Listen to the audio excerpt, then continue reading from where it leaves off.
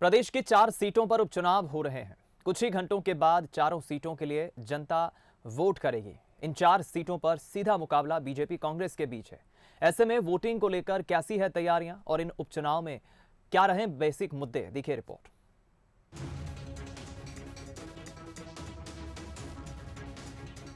लोकतंत्र के इस हवन में आहुति इन्हीं ईवीएम मशीनों के जरिए होगी।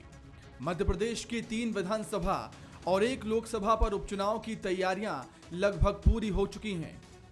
30 अक्टूबर को इन सीटों पर वोटिंग होगी। खंडवा लोकसभा उपचुनाव के लिए जिले में 1080 मतदान केंद्र बनाए गए। बुरहानपुर जिले के 813 मतदान केंद्रों पर वोटिंग होगी।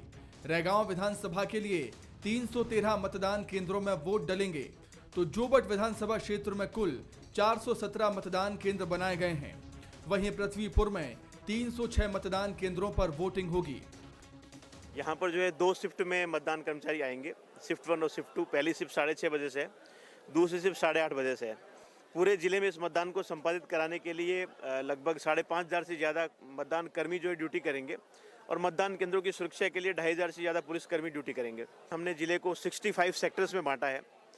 25 सेक्टर जो है बुरहानपुर में है और 40 सेक्टर नेपानगर में है। इन सभी सेक्टर पे जो है सेक्टर मजिस्ट्रेट रहेंगे, उनके साथ में पुलिस बल रहेगा और साथ ही साथ जो है पुलिस मोबाइल भी इन 65 सेक्टरों में रहेगी। इन 4 सीटों पर 26.5 लाख मतदाता 48 उम्मीदवारों के भाग्य का फैसला करेंगे। खंडवा लोकसभा सीट पर बीजेपी के ज्ञानेश्वर पाटिल और कांग्रेस के राजनारायण सिंह के बीच मुकाबला है, तो जोबट विधानसभा सीट पर कांग्रेस से बीजेपी में आई सुलोचना रावत और कांग्रेस के महेश पटेल के बीच टक्कर है। रैगांव सीट पर महिला उम्मीदवारों के बीच मुकाबला होगा। यहां से प्रतिमा बागरी बीजेपी से प्रत्याशी हैं, तो कांग्रेस से कल्पना वर्मा मैदान में हैं। वहीं पृथ्वीपुर सीट से कांग्रेस प्रत्याशी नितेंद्र सिंह को बीजेपी के शिशुपाल यादव ने चुनौती दी है। हालांकि दोनों ही पार्टियां खुद की जीत का दावा कर रही हैं। सबसे बड़ी जो महत्वपूर्ण भूमिका कोई निभाता है तो जो बूथ का हमारा नेटवर्क है उसको एक्टिवेट करने के लिए, जिसमें वो ताकत के साथ इतने दिनों से जो तैयारी कर रहे हैं वो उत्साह के साथ मैदान में हैं, एक सजग प्रहरी के नाते से।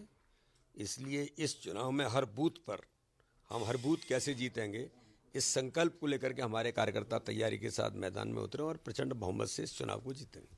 जो स्थिति है कुल मिला के, जिस तरह से आक्रोश है जनता में, उस आक्रोश की वजह से भारतीय जनता पार्टी, चाहे वो खंडवा का लोकसभा हो, चाहे रेगांव हो, चाहे जोबट हो, चाहे पृथ्वीपुर हो, सब जगह बढ़त में है।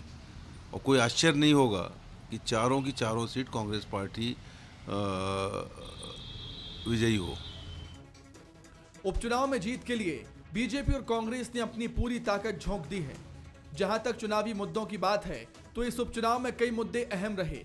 खंडवा लोकसभा सीट पर बड़ी इंडस्ट्री का ना होना, रोजगार के लिए युवाओं का पलायन, नर्मदा जल योजना के बाद भी पानी की समस्या जिले में अहम मुद्दों में शुमार है।